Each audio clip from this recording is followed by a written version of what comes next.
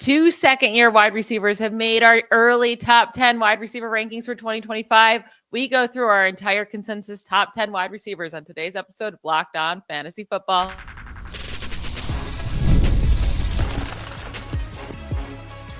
You are Locked On Fantasy, your daily NFL fantasy podcast. Part of the Locked On Podcast Network, your team every day. Welcome into the Locked On Fantasy Football Podcast. I'm one of your co-hosts, Michelle Magdziuk, and when I'm not doing this, I'm a researcher and fantasy analyst with NFL Network. And I'm your other co-host, Vinnie Iyer, and I'm not doing this. I'm writing about NFL fantasy and betting for sportingnews.com. This week, we are going through our positional rankings, our top 10 for each position. Yesterday, we started with running backs, went through our top 10 there. So if you missed that, go listen to that episode. Today, we'll be going through our top 10 way too early consensus wide receiver rankings for 2025. And starting right at the top, at number 10, it's your boy, Terry McLaurin. He was the wide receiver 7 overall in 2024. Wide receiver 15, though, in fantasy points per game, so on average. But I will say, first 2 weeks were miserable for him. After that, he really caught on. Wide receiver 8 in points per game from weeks 3 through 18. He was fantastic in the first year with Jaden Daniels, and we would expect that connection to continue. It's not like his targets and receiving yards were any different than the rest of his career. It's the receiving touchdowns that changed. He had 13, by far his career high, never had more than 7 before that. So is 10 too low for Terry McLaurin, or do you think it's just right? Yeah, I think you can't go too much higher than that. You would expect the Commanders to add somebody else that was going to take some pressure off Terry McLaurin. He had to gobble up the targets because it was basically wide receiver 2 and 3 by committee there all season long. And Diami Brown ended up having a big role at times. Noah Brown had a role at one point in the season. Olamide Zaccheaus playing the slot. You had a lot of short area type guys, right? And Zach Ertz came into play in the playoffs at tight end. So you're going to have now Luke McCaffrey in the mix, maybe Ben Sinnott in the mix. So there's some guys that can add to that short area. But when you look at going deep or in the red zone, Terry McLaurin is his guy for big plays after the catch, big plays downfield off deep shots, and then finishing drives in the red zone. He was just a quarterback that was willing to put Terry McLaurin in a position to get the ball in high leverage situations. So again, that won't change that much. I don't think you can go much higher, mainly because the guys in front are really good and they can dominate. And again, wide receiver 10 might seem low for him, but looking at the production, I think it's just right. And look, there just could be a lot of production overall. We've talked about this a little bit where it's not necessarily bad to have a wide receiver 10. It just means he's 10th in scoring, but in a lot of years, he'd be 6 or 7, right? Because the quality at wide receiver is so good. That also says there's some depth here that you can look at a little bit after the top 5 guys are gone as well. McLaurin was awesome last year. He was on all my rosters, stacked on a few teams with Jaden Daniels. That was a lot of fun, and seeing the production there. So again, things can change very quickly. New offense, new quarterback, everything kind of flipped for McLaurin to really emerge from okay fantasy producer to really great.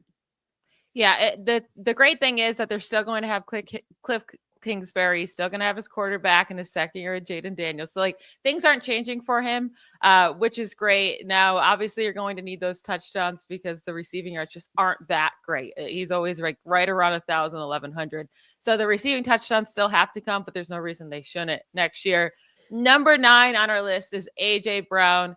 Down year for him. He was a wide receiver 18 in total points, but he missed 4 games. Wide receiver 13 in fantasy points per game this past year.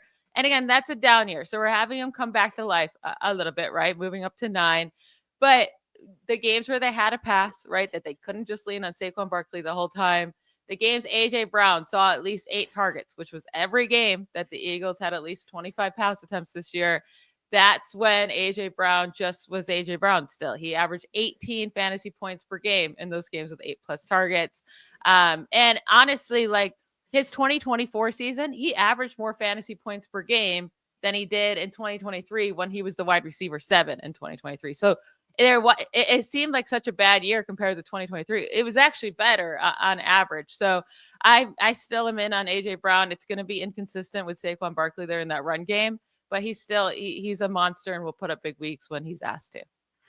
Yeah, I mean, the bottom line, he's always going to be capped a little bit because of the run-heavy nature of the Eagles' offense. Now, we'll see if that changes a little bit with Kellen Moore gone and not calling the plays anymore. But I think they still are going to stick with the formula. Why wouldn't you work with this formula, right? It was very successful. It kept your defense well rested. It allowed it to tee off against the pass, which was its strength, and it was number one. And you look at Barkley, look, they're going to still give him a pretty good workload. Maybe they'll ease it a little bit here with Will Shipley and try to make it a little less, but still run at the same clip, just with different people. So with A.J. Brown, when Jalen Hurts and A.J. Brown were on the field together, the Eagles did not lose a game all season long. So it is a winning combination, and it just matters, right? If he's going to be double teamed or not, which happened a lot of games where he didn't produce.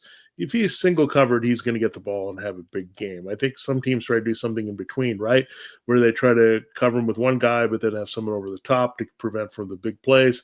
Then he's got to get the touchdown to have his fantasy value. But he's pretty steady. There are no variables here. So putting him anywhere from 7 to 11 makes a lot of sense. And hey, right between 7 and 11 is a number 9. I'm no math genius, but that would be the average, and that's where he's at number 9.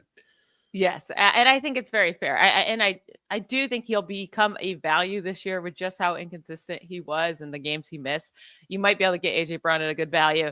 Number 8, you're not going to get him at a good value, but I still think he's probably going to be a really good draft pick, and it's Brian Thomas Jr. Now, we have 2 second-year wide receivers back-to-back here, and honestly, they were tied in our consensus ranking, so you can put them at the same place if you want. It's Brian Thomas Jr. and Malik Nabers.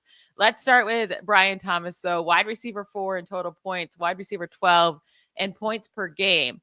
So he played the full 17 games. That kind of helped him be the wide receiver 4 in total points. So we are ranking him to be better this year, even though we have him at 8.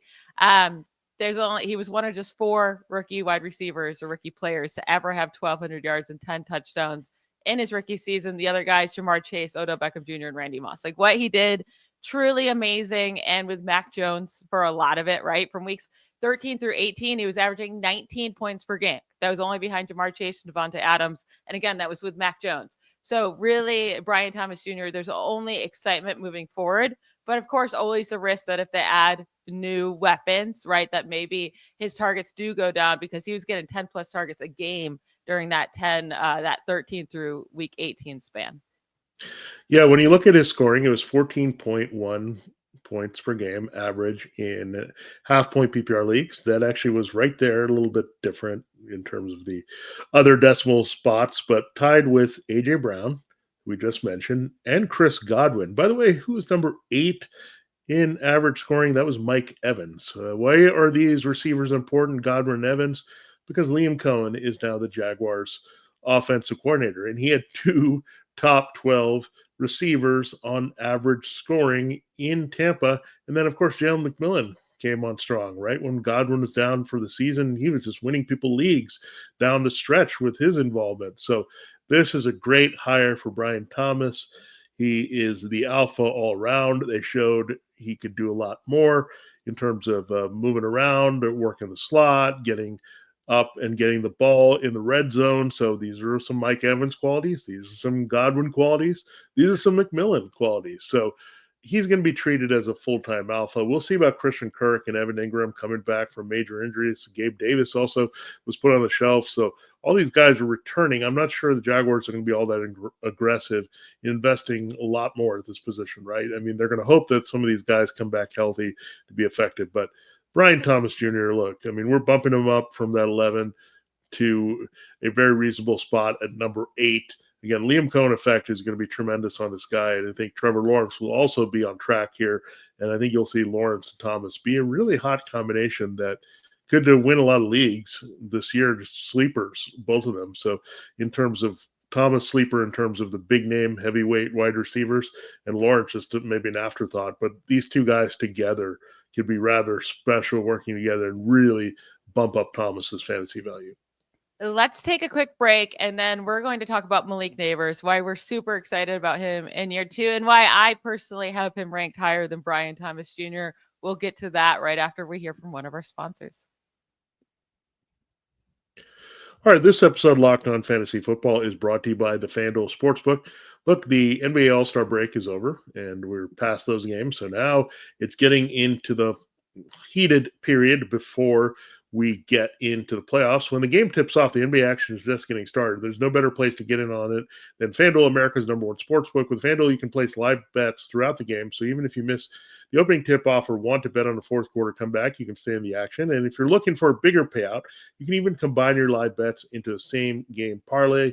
Now, they have a lot of good things that you can get in. I like Nikola Jokic, and anytime that you can parlay what he does statistically with what the Nuggets are doing on the court, that's a really good way to get your same game parlay. Right now, new FanDuel customers can get $150 in bonus bets if your first $5 bet wins. Just visit FanDuel.com to join today. That's FanDuel.com to get your shot at $150 in bonus bets. Make every moment more with FanDuel, the official sports betting partner of the NBA. All right, Michelle, let us talk about Malik Nabers. He's number 7, very close between him and Brian Thomas. Why do you think we ended on Nabers here at number 7? Yeah, the thing, Nabers is kind of being overlooked just slightly. I mean, people love him, right? He was great. But because Brian Thomas Jr. came down with those 3 extra touchdowns, he got 10 touchdowns to Nabers 7, but that's really the only difference, right? They both put up 1,200 yards. The difference was those 3 touchdowns, but Nabers caught 7 of the Giants' 15 passing touchdowns in 2024. They only had 15 passing touchdowns on the season. I mean, the Giants quarterbacks, even when he did have Daniel Jones, it was still pathetic, right? And he still finished as the wide receiver 7 in total points.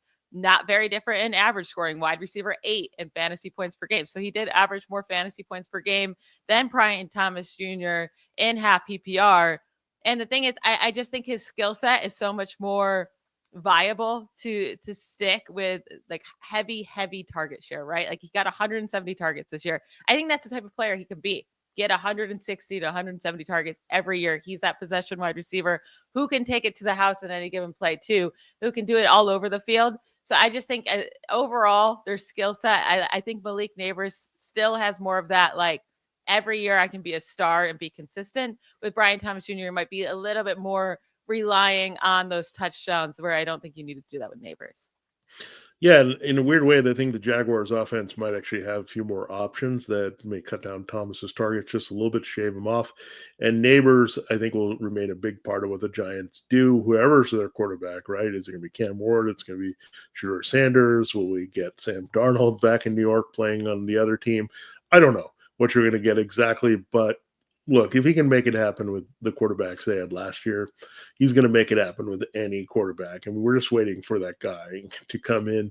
And look, if it's Cam Ward, we love that, right? Because we saw what the effect was with Jaden Daniels coming in to help Terry McLaurin. If you get that ace number 1 quarterback who can push the ball downfield, it changes the game, right? And Malik Nabers, he just needs a guy, a strong arm, can push the ball downfield to him, find him a lot in the red zone, and then we're in business here. So he's one of those guys. I think we've talked about 3 guys before him, but I think Nabers is one of the guys on the list that has the potential to finish on top of the board at wide receiver. Well, it's easy, right? You just go with who's the elite wide receiver from LSU that's the youngest, and you might say, okay, he has a shot to do it, right? We'll get into Jamar Chase and Justin Jefferson, but Nabers was right up there with his talent level coming out of LSU. So you could finish 1, 2, 3 this year in guys in half-point PPR. They could all be LSU stars and all high first-round picks. So Nabers, just get him a good quarterback. I'm also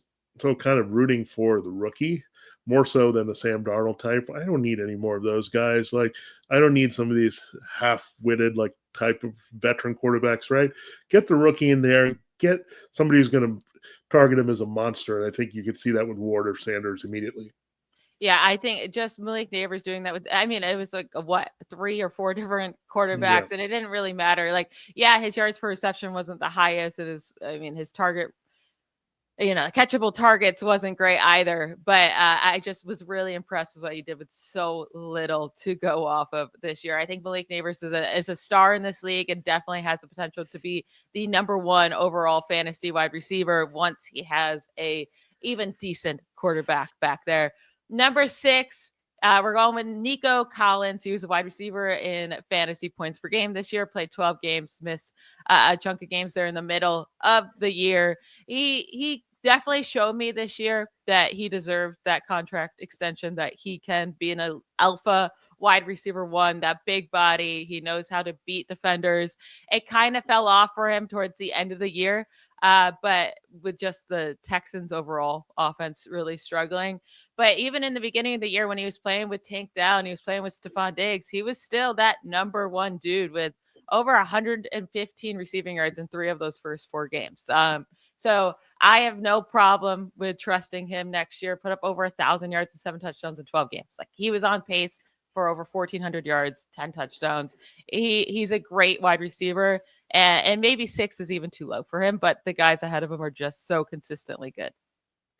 Yeah, he's very good receiver. He's a good all-around receiver. So he's really the go-to guy now, with the question marks with Stephon Diggs and the knee injury and his free agency, Dell with his latest injury. So Collins is going to eat up targets here, adjusting that offense for CJ Stroud, no Bobby Slowick. So you can see Collins having a consistently big role as a number one here for them. The only question with him is staying healthy, right? He's going to miss time. It seems like inevitable every season at this point. Like, I hope that's not the case, right? But he did miss, I believe, 4 games last year and a bye. So you didn't have him for a good chunk of the season. So that's not insignificant, right? But the talent is there. Everything is there for him to have a big year. And again, another guy who's capable of finishing all the way at the top, because, again, he's the clear go-to guy for a pretty good young quarterback in CJ Stroud, can get volume all over the field. So, again, it would not surprise me if he finishes higher than this, but we have to put him at least this high for his role with Stroud. One guy that I don't think is going to ever finish as the wide receiver one overall is Amon-Ra St. Brown, who we have number 5 in our consensus rankings. But he's been so consistent, right? Wide receiver 3 in total points in each of the last 2 years, wide receiver 5 in fantasy points per game this season, wide receiver 4 in points per game in 2023. We know he's going to get the targets, 140 plus targets in each of the last 3 seasons. He has been a touchdown scoring machine the last 2 years with 22 receiving touchdowns, 10 plus in both of them. His targets did go down slightly this past year, and he will lose Ben Johnson. But I think without Ben Johnson, that maybe Jared Goff will actually lean on Amon-Ra St. Brown even more, right? Instead of passing it all around, because that offense was so just like a machine. It worked so well that it's hard to have Amon-Ra St. Brown anywhere else but top 5. Yeah, he's one of the safer picks anywhere on the board, right? We know he's going to be highly involved in his offense. He's clearly the number one, no matter what Jameson Williams does with big plays downfield. He's still pulling away from him. He's the go-to guy. Jared Goff loves the slot main guy. We've seen it all the way back to Cooper Kupp in Los Angeles, and St. Brown has kind of taken over from Cooper Kupp as he fades, and the Rams look to move on from him. He's kind of taken over as that premier slot receiver. That means he's always going to be in favorable matchups and get open. He's pretty reliable to score touchdowns now at this point. Goff looks to him in the red zone. So he's very, very safe pick. Again, you're right. Amon-Ra just doesn't have that number one scoring feel, maybe because it's in the slot and the Lions offense is so good and run heavy and can spread it out to a bunch of guys that keeps them from doing that. We know Justin Jefferson, Jamar Chase, they had a high passing volume offense, and they were the clear number ones on their team. So those are basically the only guys who finished ahead of him. I guess you throw in T. Higgins in terms of the average scoring, but again, Higgins is a little bit more volatile. So that's it. I mean, basically when you get out of Chase and Jefferson territory, it's close with a bunch of these guys, but St. Brown is as safe as it gets. Yeah. And you mentioned T. Higgins. He's not going to be in this list. Like, maybe he would be if he re-signs with the Bengals. We'd have to consider putting him up there because he did do so well in average points this year. But without knowing what's going to happen to him, he couldn't obviously make our top 10 right now, because he probably would be just outside of that anyways. Now, number 4, CeeDee Lamb. Down year after being the wide receiver 1 overall in 2023. He was a wide receiver 8 in total points in 2024, wide receiver 11 in fantasy points per game. It felt like such a bad year for him, and for him to still finish as wide receiver 11 in points per game and wide receiver 8 total overall. Like, this whole year for the Cowboys offense was a disaster. Dak Prescott missed half the season. CeeDee Lamb missed a couple games. He still saw 152 targets in 15 games played. He's had 156, 181, and 152 targets in each of the last 3 seasons, and then 100 plus receptions in each of those seasons too. The volume is just absurd for him, that if Dak is healthy, he's going to get the volume. And obviously the touchdowns were down this year, but if Dak's back, then he should have his, 9+ touchdowns again. Yeah, I think it's going to be a debate for a lot of people on the clock, Lamb versus St. Brown, but they're very similar in terms of, again, they're clear go-to guys. Their quarterbacks have a high comfort level. They often line up in the slot. They get open most games. They're demanding a pretty high volume in every game, and they just get open, separate, and you know that they're going to get theirs in every game. So, again, it's very tough to go between St. Brown and Lamb. I think I'd go St. Brown only because he scores a little bit more, but some other people might look at Lamb and the volume. I think it just depends on your format. If you're leaning PPR, I think Lamb is a little bit more efficient, where I think if you go towards standard, I think you go St. Brown. But in the middle, I think it's very close between the two of them. Again, just take your preference, but either one I think is one of the safer picks, Michelle, just because, again, they're go-to guys. Things haven't really changed. Offenses and schemes and personnel have changed around them, and they keep producing. So I do like Lamb quite a bit here as number 4. And again, he'll have a nice rebound season. Again, if Dak is healthy, you would think he can really easily jump right back into the top 5 and stay there. Yep, absolutely. We have 3 more wide receivers to go. We're going to take a quick break and then reveal those to end today's show.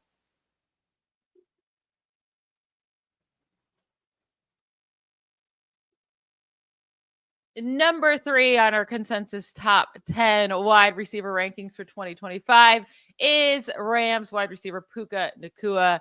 2 years in the league, both years great for fantasy. Wide receiver 6 in fantasy points per game in 2024, 11 games played. Wide receiver 7 in fantasy points per game in 2023 rookie season. There were a couple games this year that he didn't really get to play his full snap or even close to it, right? So I just did the games where he played 30 plus snaps, which when he's healthy, he easily hits, normally 50 plus. So 30 plus snaps. In those games, he averaged 17.7 fantasy points per game and half PPR. That would have put him at wide receiver 2 in points per game behind only Jamar Chase. And it would have put him well ahead of Justin Jefferson, who was number 3, or who would have been number 3. Justin Jefferson averaged 15.6 fantasy points per game this season. And just the games that Puka actually played healthy, he averaged 17.7. He just improved from his rookie season, which we didn't even think was possible, right? He even looked better. And he did that while scoring only 3 receiving touchdowns. Like, so much room for growth and touchdowns. No Cooper Kupp likely this next coming year because they're looking to trade him. The sky's really the limit for Puka, and I do think he can finish as a number 1 overall wide receiver. I think that's in his cards. Yeah, it just comes down to the touchdowns, right? If he can have that breakthrough touchdown year, we saw Justin Jefferson being able to do that. Jamar Chase has been a big scorer in a couple of his seasons. So it's a spike that can happen. And again, Cooper Kupp being out of the mix, Matthew Stafford should be looking a lot more to Nacua in those red zone situations and scoring positions. So again, we'll see what happens when and if they move Kupp. I think it is a when more than an if, but again, that would be big for Nacua. Then he'd be the clear target monster, go-to guy all over the field. He wouldn't have to share the situation at all. The one thing I would say that you have to take a little bit pause that might keep him away from the top spot, right? Jamar Chase and Justin Jefferson, a little bit more durable, right? We had 5 games missed by Puka. Well, really 1, they were resting in the last game. But when you look at it, it was a good kind of stretch, but you want him to stay on the field and available to you in a lot of games. So let's hope he doesn't have any of those issues going into this year. Let's hope he scores a little bit more. Michelle's right. He has that potential. He's that dominant receiver. If he can find the end zone a few times, he can get up to that level of Jefferson or Chase. But again, Nacua still so much upside. I think that's why he should be at number 3. Yeah, and no surprise here, Justin Jefferson's going to be our number 2, and I'm fine if you want to have a 1. Really, Jamar Chase and Justin Jefferson, it's just preference. The reason why I'm saying Justin Jefferson 2 and Chase 1 really comes down to defense. The Bengals defense is so bad that you expect the Bengals to have to throw more than the Vikings, and plus the quarterback situation for the Vikings is a lot more questionable as well. But Justin Jefferson, I mean, just every year, right? Wide receiver 2. in this season, wide receiver 5 in points per game in 2023, wide receiver 2 in 2022, wide receiver 4 in 2021. He's just been incredibly consistent, and we thought maybe there'd be a fall off from Kirk Cousins to Sam Darnold. There really wasn't, not at all. So if he shows that he could do it with Sam Darnold, then he can really do it with any quarterback. And he's probably, I think, even over Jamar Chase, the most talented wide receiver in the league. So if you want to have him 1, I'm fine with that. But I gave you the reasons why I have him at 2 instead of 1. Yeah, Jefferson does have to share the spotlight with Jordan Addison, and we'll see if Jamar Chase is still playing with T. Higgins. Looks like the Bengals are thinking about franchise tagging T. Higgins. That doesn't mean he's going to stick around, because probably not going to make T. Higgins all that happy being franchise tagged back to back. So it could be a tag and trade situation. So we'll see how that develops in free agency as the tag period is starting now. So if he's without Higgins, you figure Jamar Chase is going to just dominate targets even more here from Joe Burrow. We know Burrow and Chase have a great chemistry going all the way back to LSU. So that's that here. Like if Justin Jefferson had Joe Burrow, Michelle, it could be just a simple difference that I would have Jefferson over Chase, right? If Chase had the quarterback situation that could be in transition from Sam Darnold to J.J. McCarthy that the Vikings had, so second year of quarterback transition, then I could definitely see these roles being reversed. But right now, they're so close on the board here. The scoring is just who do you like a little bit better, but they're both from the same college. They both have shown dominant ability. Jamar Chase is the reigning Triple Crown winner. He did score a couple points more per game than Justin Jefferson. So there was a little bit of difference. So even if he has a slight drop off, Jefferson bumps up. He's got to bump up significantly to catch Chase. So I think Chase has established himself now as the best all-around receiver in the league. When you win the Triple Crown, I think you get that honor going into the season. So best in reality, best in fantasy. I have no problems with putting Chase over Jefferson. And I think it could be a lot closer, but I think Chase, I would really bet on him finishing 1 again. Yeah, it's hard because, like you said, a couple more points. It was actually 4 more points per game he averaged in Jefferson. He scored 80 more, about 80 more fantasy points than Jefferson on the season. They both played 17 games. Jamar Chase averaged 20 fantasy points per game this season, 19.97. And with looking at Jefferson's, his career high fantasy points per game was in 2022 at 17.9. So even 2 more points per game than Jefferson's highest career. So he just showed a little bit more ceiling. That's all. And he has a much better quarterback, much worse defense. That's why Jamar Chase just feels like the top pick here. Mm-hmm. That is it for today's episode. That is it for our early top 10 wide receiver consensus rankings. We will be getting to quarterbacks on tomorrow's show, so don't miss it. We'll talk to you then. Bye, y'all.